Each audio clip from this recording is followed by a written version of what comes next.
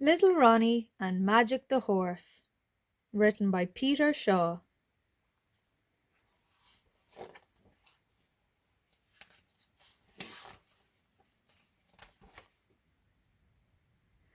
Ronnie was delighted with his new birthday toy, a white rocking horse that was just right for a boy.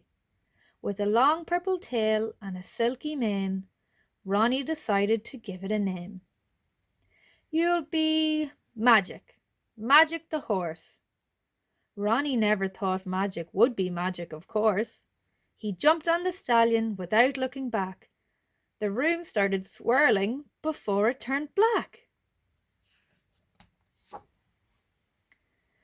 Now magic was real, and they no longer stood in Ronnie's bedroom, but a mysterious wood. There were flowers and trees, but where was his bed? And in place of a wardrobe, there were rocks instead. Beyond the trees was a castle in the distance. Ronnie could scarcely believe its existence. So off they sped to meet the Queen and King of the enchanted world they found themselves in. Soon they arrived, and they were met at the gates by a guard who was grumpy and a bit overweight.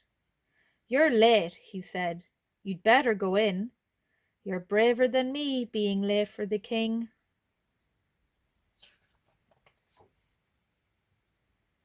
They followed his directions to the king's quarters, and the hustle and bustle of the servants and porters.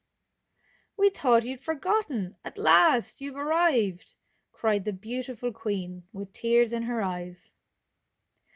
"I'm afraid there's a dragon," the king then sighed. "His roar can be heard from far and wide. He's frightening our people, and we've had enough. We need your help, Ronnie," he said with a huff. "I'll see what I can do, but it won't be easy," said Ronnie, sounding brave, but feeling queasy. "So giddy up, Magic," and they galloped off with a neigh. Would Ronnie and his noble steed find their way? A few hours passed, and gosh, they went fast, when a roar filled the air. They'd found the dragon at last. "Is that him, Magic?" asked Ronnie with a snigger. "He doesn't look scary, and I thought he'd be bigger." He was slimy and scaly, but most strangely of all, the troublesome dragon was incredibly small. "We can't fight this dragon. He's done nothing wrong. We'll go back to the castle and take him along. We can't leave him here all on his own. Perhaps he'll stop roaring if we give him a home." So back to the castle and to the king's quarters, and the hustle and bustle of the servants and porters. "Allow me to introduce," Ronnie said with a smile, "the dragon that's caused trouble all this while." "Is it true," laughed the queen, "that this little thing has scared all the people and even the king?" "It's true," said Ronnie, "and I've got an idea. It will stop him from roaring throughout the year. Why not give him a home, his very own house, and in return he will be as quiet as a mouse." They agreed to the deal, and the dragon was invited to live by the castle. He was truly delighted. Ronnie turned up that evening for his reward. Riding on Magic, he was greeted with applause.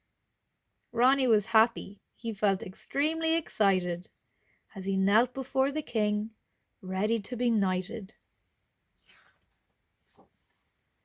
"Arise, Sir Ronnie!" and the crowd cheered.